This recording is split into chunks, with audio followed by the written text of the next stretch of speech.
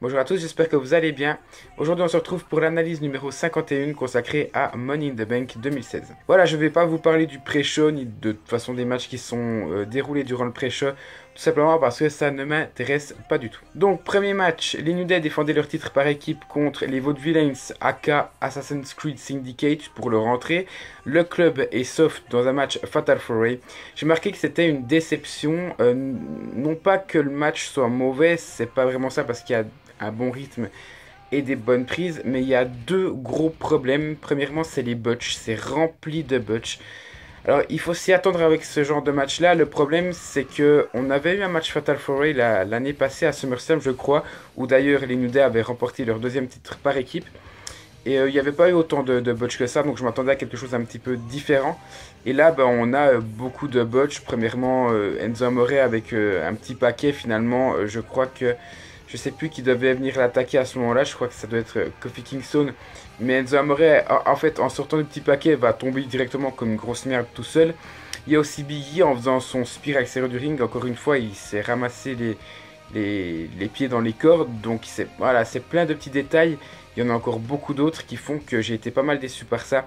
Et il y a aussi Big Cass. Donc premier gros défaut pour moi depuis son arrivée dans le main roster, c'est qu'il arrive tout le temps en retard. On le voit au bout d'un moment à l'extérieur du ring où il devait venir, je crois, porter un coup de la corde à linge à Luke Gallows, je crois. Luke Gallows qui devait justement porter un coup de la corde à linge à Enzo Amore, et Enzo Amore devait l'esquiver et Big Cass devait, voilà, en guillemets, recueillir Luke Gallows après. Mais Big Cass est arrivé hyper en retard, du coup l'action, elle a eu un contre-rythme, il y a eu 2-3 minutes, enfin 2-3 minutes, quand même pas, 2-3 secondes de vide où il s'est rien passé. Et encore une fois plus tard dans le match, où là encore une fois Luke Gallows est resté comme un idiot sur le ring alors qu'il avait très bien vu son coéquipier, je crois, se faire porter par Biggie pour la prise de finition, j'en suis plus sûr. Et justement, Big Cass devait arriver pour empêcher Luke Gallows de empêcher justement cette prise d'être portée. Et Big Cass est arrivé 5 secondes plus tard, donc du coup Luke Gallows regardait bêtement la prise. Donc pour moi, ces deux gros défauts font que va pénaliser passablement la note du match. Le temps fait aussi un petit peu défaut. J'ai mis, ils auraient pu faire mieux. Finalement, les New Day conservent leur titre à la surprise générale. C'est une bonne surprise pour moi, même si j'aurais voulu que le club gagne les titres par équipe. On annonçait que ça allait être une grande équipe finalement. On ne le voit pas forcément, à part in-ring, je pense qu'il mérite un peu plus comme des titres par équipe. Donc j'ai mis la note de 6,5 sur 10. Ensuite, Dolph Ziggler affrontait Baron Corbin. Donc celui-ci, comme Apollo Crews contre Sheamus qui arrivera en 4ème, était censé être dans le pré-show. Finalement, ce n'est pas le cas. Ils auraient dû être dans le pré-show, surtout pour celui-là, qui est le moins bon match de la soirée. Je vais même dire le plus mauvais, parce que j'ai été très déçu par les 4 premiers matchs. Pour moi, c'est le pire début de pay-per-view en 2016. Je pense que même Fastlane faisait mieux. Je ne vais pas dire de bêtises, même si l'opener n'était pas top à Fastlane. Celui-là commence vraiment très très mal. Finalement, il va bien se rattraper sur la deuxième moitié. J'en parlerai après. Donc j'ai marqué pour le Ziggler-Corbin. Je ne suis pas du tout rentré dans le match. C'est le premier match de Baron Corbin en pay-per-view depuis son arrivée, dans le sens où moi tout simplement j'ai été assez surpris par lui depuis son arrivée donc à WrestleMania. On l'a pas vraiment beaucoup vu dans la bataille royale. Ensuite, dans les deux pay-per-view suivants, il était dans le pré-show. Et dans les matchs à Raw et SmackDown, c'est assez expéditif. Donc, j'ai pas vraiment pu voir le Baron Corbin qu'on a vu à NXT. Donc, je trouvais qu'il était différent, qu'il était devenu mieux, qu'il avait fait plus d'efforts. Et là, ce match-là, typiquement, dès que ça dure plus de 3-4 minutes, on voit clairement ses défauts et on voit, non, le Baron Corbin a fait son retour. Le mauvais Baron Corbin, je ne suis pas du tout fan de ce qu'il propose, alors que je trouvais qu'il remontait gentiment dans mon estime. Pour moi, Ziggler n'est pas du tout dans le match. Ziggler, je pense encore à l'équipe de Suisse, même s'il n'y est plus, vive l'Euro. Non, pour moi, Dolph Ziggler n'est plus du tout dans le match non plus. Il y a un manque d'intérêt, il y a un manque de rythme, même le public n'y est pas. C'est pour ça que j'ai mis, encore avec une extrême générosité, la note de 5,5 sur 10. Troisième match, Charlotte et Dana Brooke affrontaient Becky Lynch et Natalya. J'ai marqué, pour moi, il y a un mauvais selling, il y a quelque chose qui ne va pas dans ce match-là. Alors Charlotte, elle fait du Charlotte, voilà, on va l'appeler comme ça. Mais c'est celle qui passe le mieux dans le match. Par contre, les autres, le mauvais selling, pardon, j'allais dire booking, le mauvais selling de Natalya, quand elle veut faire le tag à Becky Lynch, elle est là, je vais faire le tag, et finalement elle le fait pas, on dirait une handicapée. Dana Brooke, c'est pareil, c'est une terrible déception depuis qu'elle a fait ses débuts dans le main roster. Et Becky Lynch, c'est l'inverse, elle surjoue beaucoup trop, il y a trop d'énergie, ça pourrait être bien, mais dans un match comme ça ne le fait pas du tout. Le match est lent, il n'y a pas beaucoup de rythme. J'ai mis le seul intérêt du match et la surprise de voir les heels gagner. Et le heel turn de Natalya. Alors c'est vrai que sur le moment, j'ai beaucoup apprécié, même si, what the fuck, pourquoi Natalya fait heel turn? Je suis content parce que Natalya, je la préfère en heel. Mais c'était celle qui s'était tout le temps fait attaquer par le passé. J'ai encore souvenir du heel turn de Paige qui avait foiré, je sais pas si vous en souvenez, pardon. Fin 2015, on a retrouvé Natalya dans les coulisses, couchée par terre. Et il y avait eu une rivalité qui s'était stoppée sans raison. Et Paige, bon, la rivalité c'était Paige qui était censée l'avoir attaqué. Donc c'est un peu la victime Natalya. Et pour une fois qu'elle attaque quelqu'un, justement, ça fait pas victime, donc c'est pas très crédible. C'est la petite fille un peu bébête, mais gentille. Et donc le fait qu'elle fasse un heel turn, c'est pas crédible. Mais j'ai hâte de voir ce qu'elle va donner par la suite. J'espère juste qu'elle va pas être, associée à Charlotte par la suite, ce qui serait encore moins crédible. Et j'ai mis après Paige et Charlotte, c'est Natalya qui attaque Becky, donc qui est la nouvelle victime de la WWE. Et pour toutes ces raisons, j'ai mis la note de 6 sur 10. Quatrième match, je vais pas en parler beaucoup, Sheamus contre Apollo Crews. J'ai marqué que c'était un match correct, mais ne proposant rien de très spectaculaire ou de moments innovateurs. Le rythme est normal. C'est un peu identique au style du match Corbin contre Ziggler, mais en mieux géré. Et j'ai mis Crews gagne par petit paquet égale mauvais moment, enfin dans le sens où oui, on veut pas trop décrédibiliser Sheamus, on va faire gagner Apollo Crews. Sheamus est plus crédible de toute manière, donc autant faire gagner Apollo Crews par un tombé normal. J'ai mis match sans plus, et j'ai quand même mis la note de 7 sur 10 parce que comparé aux 3 autres, c'est moins une déception étant donné que je l'attendais beaucoup moins. On entre dans la deuxième moitié du pay-per-view et là ça fait plaisir hormis le 7ème match, mais j'en parlerai après. Donc John Cena affrontait AJ Styles, j'ai mis enfin un match à la hauteur, putain, même si Cena est pas totalement, enfin, on sent, mais en fait le match est principalement géré par ça, j'allais dire Cena est pas autant rapide qu'AJ Styles, mais en même temps c'est leur style de catch qui impose ça. Et tout le match va être géré et ficelé par rapport à ça. Cena est moins rapide que AJ Styles, qui est vraiment très très rapide. Donc j'ai marqué que c'était un putain de match comme on les aime, beaucoup de rythme, de prise avec de l'impact, même s'il y a pas mal de contre-rythme. Et j'ai mis Styles regagne enfin, et j'ai marqué bientôt un an que Cena n'a plus gagné en pay-per-view. Depuis, je crois en tout cas que ça date depuis Night of Champions. Voilà. J'ai mis la fin est moyenne, c'est le seul défaut du match qui va me faire mettre la note de 9,5 sur 10. C'est l'intervention de Gallows et Anderson qui attaquent Cena lorsque l'arbitre est par terre et ils mettent Styles dessus. Alors non seulement c'est un gros crachat à la gueule de Cena parce que ils ont essayé de faire ça à Roman Reigns à Extreme Rules et à Payback en vain, ça n'a pas marché. Donc finalement, encore une fois, on a une preuve que Roman Reigns est beaucoup plus super-héros que John Cena. Pourtant, à la fin du pay-per-view, on va voir totalement l'inverse. J'aurais préféré 2 autres scénarios. Premièrement, je pensais que Cena allait abandonner pour la première fois depuis son affrontement contre Kurt Angle dans un pay-per-view. Je sais plus ce que c'était, mais je crois que ça allait être sa 3e ou 4e fois qu'il aurait abandonné. Finalement, ce n'est pas le cas. Et j'ai pensé à l'intervention de Finn Balor qui aurait attaqué Cena après que Cena ait contré le tombé. Après l'intervention de Gallows et Anderson, finalement c'est pas le cas. Styles va donc gagner ce match-là et ça va le recrédibiliser après ces 2 défaites contre Reigns et celle aussi après sa défaite contre Jericho à WrestleMania. J'étais en train de réfléchir s'il avait gagné dans son dernier match contre Jericho, mais il l'avait perdu. Voilà, donc c'est un bon point par rapport à Styles. Donc comme je vais me le répéter, j'ai mis la note de 9,5 sur 10. Ensuite, 6ème match, le Money in the Bank Ladder Match. Donc, je ne vais pas vous répéter tous les lutteurs. J'ai mis, et c'est, je pense, le point principal, la plus grande qualité de ce match-là. J'ai mis que c'était un des meilleurs Money in the Bank Ladder Match dans la construction. C'est-à-dire que dans le selling, c'est très très solide. Au bout d'un moment, Alberto Del Rio va être très très dominant dans le match. Et il va attaquer tout le monde sauf Jericho. Donc c'est Jericho qui va intervenir pour empêcher un peu Alberto Del Rio de continuer sa phase de domination.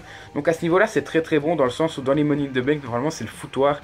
Il va y avoir 2-3 lutteurs qui vont s'attaquer dans un endroit, 2-3 lutteurs qui vont s'attaquer dans un autre endroit et 2 autres lutteurs sur le ring lorsqu'il en a 8. Et là vraiment, j'ai trouvé que c'était très très solide au niveau du selling. Le problème, c'est la fin, encore une fois. La fin est très très mauvaise. Au bout d'un moment, on voit les 6 lutteurs qui s'attaquent sur la structure avec les échelles. Et à partir de ce moment-là, là, c'est le foutoir. C'est plus du tout construit. C'est le défaut du match. Donc, c'est très bien construit, sauf sur la fin. Voilà, pour moi, ça se résume à ça. Sinon, le match est très très bon. Je m'attendais à voir Alberto Del Rio ou Kevin Owens gagner. Finalement, on a Dean Ambrose. Je suis dégoûté. Pour moi, il ne mérite pas d'être champion pour le moment. Et je ne vais pas parler encore de la suite, mais j'ai mis la note de 9,5. Je suis encore très très généreux. Je suis quand même assez satisfait de ce Money in the Bank Ladder Match. Pour moi, il fait partie des meilleurs avec un temps très très correct. Et chacun a apporté, chaque lutteur a apporté sa part de talent dans le match. Et je trouve que ça a été appréciable. Avant-dernier match, Titus O'Neil affrontait Rusev qui défendait son titre des États-Unis. J'ai mis un match autant bon que les 4 premiers, c'est-à-dire que j'ai pas beaucoup aimé, voire pas du tout. J'ai marqué peu d'intérêt, mal construit, rythme correct toutefois. J'ai mis la note de 6 sur 10. Pour moi, il y a beaucoup de choses qui vont pas dans ce match-là, comme j'en ai déjà cité quelques défauts. Mais pour moi, le principal, c'est on voit le manque de construction. Les deux lutteurs s'attaquent directement au début du match à l'extérieur du ring, donc preuve que ce match arrive un petit peu comme un cheveu sur la soupe. Donc moi ça me va pas. Et puis la fin du match avec la fête des pères, Rusev qui parle aux enfants, les gosses qui tapent petite claque à Rusev. On aurait dit que l'enfant de Titus O'Neil avait fait un tag à Rusev. Non, pour moi ce match est correct au niveau du rythme, au niveau des prises ça passe encore, mais alors le reste c'est à oublier et c'est pour ça que j'ai mis la note de 6 sur 10. Voilà, on passe au main event. Donc Roman Reigns défendait son titre poids lourd de la WWE contre Seth Rollins qui faisait donc ce retour sur le ring après très longtemps. Je crois que c'était Hell in a Cell contre Kane, donc ça date d'octobre. Ça fait pas mal de temps, exactement comme Cena en fait. J'ai marqué donc avant de parler du match, que la promo justement du match est magnifique, c'est une des meilleures. J'ai vraiment adoré. Il manque juste peut-être une petite musique badass, mais le reste est vraiment parfait pour moi. Ça m'a foutu des frissons et ça fait longtemps étant donné que si on regarde la rivalité, elle est vraiment dégueulasse. Au niveau du match, le match, alors je sais pas combien de temps il dure, il doit durer entre 20 et 30 minutes, ce qui est une très très bonne moyenne. Je l'ai vraiment bien apprécié. Même Roman Reigns fait du bon taf. Rollins met beaucoup de temps avant de se mettre dedans. Mais j'ai vraiment apprécié. Il y a beaucoup de suspense. Donc à partir de ce moment-là, j'ai mis la note de 10 sur 10. Parce que pour moi, je suis rentré dans le match pratiquement directement. Et la fin pour moi est très bonne. Je ne vais pas parler du résultat. Même si Roman Reigns allait gagner, j'allais mettre 10 sur 10. Ça m'aurait saoulé. Mais s'il avait gagné clean. Mais finalement, c'est Rollins qui gagne après 2 pedigrees. Alors c'est une immense surprise dans le sens où Reigns n'arrive pas à battre Rollins en pay-per-view. Ça cache beaucoup de défauts, hein. Pour moi c'est une grande joie de voir Seth Rollins gagner. Mais ça cache beaucoup de défauts dans le sens où Cena et Styles sont un petit peu... Si on va chercher une logique, il ne faut jamais chercher de logique à la WWE en regardant qui a gagné, qui a battu qui a perdu contre qui. C'est pas un truc à regarder, mais je trouve que ça rétrograde le niveau de Styles et de Cena quand on regarde ce genre de choses-là. Mais après voilà, c'est des détails. Pour moi le match m'a bien plu. Rollins est au sommet de son art uniquement à la fin du match. Au début on le sent très lent et c'est étonnant parce que Reigns n'est pas rapide d'habitude. Et puis donc Rollins gagne. Je suis outré, choqué de voir Rollins à nouveau avec le titre. C'est la joie, je suis là, yes, enfin. Je m'attends à ce que Bray Wyatt intervienne. Ça fait un mois que je l'avais dit, un mois. Et finalement c'est pas du tout le cas. Ambrose vient cacher par derrière. Donc là je me dis ok, Rollins ne va même pas contrer quoi que ce soit, donc Dean Ambrose devient nouveau champion. Et moi ça me déplaît dans le sens où je préfère à la limite Roman Reigns. On va me dire Jordan t'es jamais satisfait. Mais Roman Reigns, là ça va me faire mal de dire ça. Il y a un personnage qui est construit là derrière, un personnage que je ne supporte pas et qui a été cassé après la victoire de Rollins, qui est une bonne chose. Et Dean Ambrose, son personnage de fou en face, ça ne passe pas pour être champion.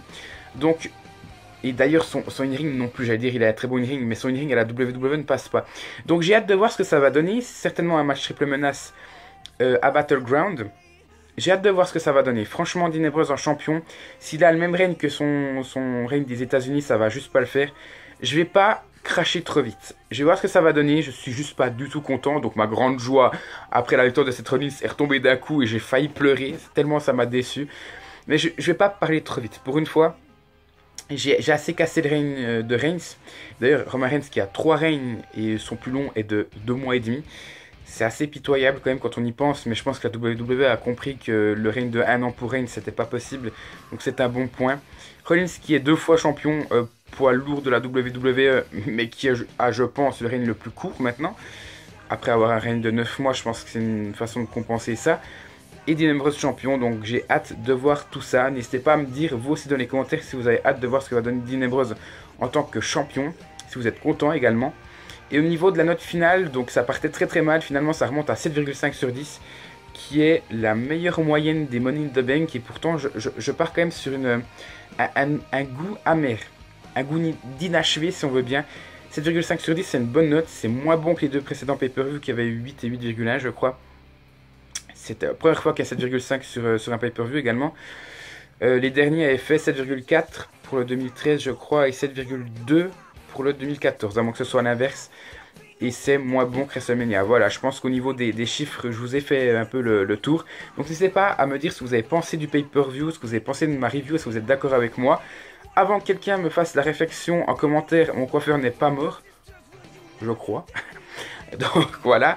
Et sinon, donc n'hésitez pas à vous abonner, à liker et à commenter, ça me ferait très très plaisir. C'est une période assez creuse en ce moment avec l'Euro qui est là. Même de mon côté, je trouve que c'est assez creux en ce moment. J'ai hâte de voir l'Euro aussi de ce soir, voir ce que ça va donner. Donc tout simplement, merci d'avoir suivi cette vidéo. Et encore une fois, n'hésitez pas à laisser un petit commentaire. Et nous on se retrouve donc dans 2 jours pour le début de la 3e saison de The Challenger. Et concernant les analyses, on se retrouve en début de mois prochain pour l'analyse numéro 52 consacrée à Vengeance 2007. Ou le pire pay-per-view que j'ai jamais analysé sur la chaîne. Voilà. Encore un grand merci à vous d'avoir suivi la vidéo et à tout bientôt pour la suite de la chaîne.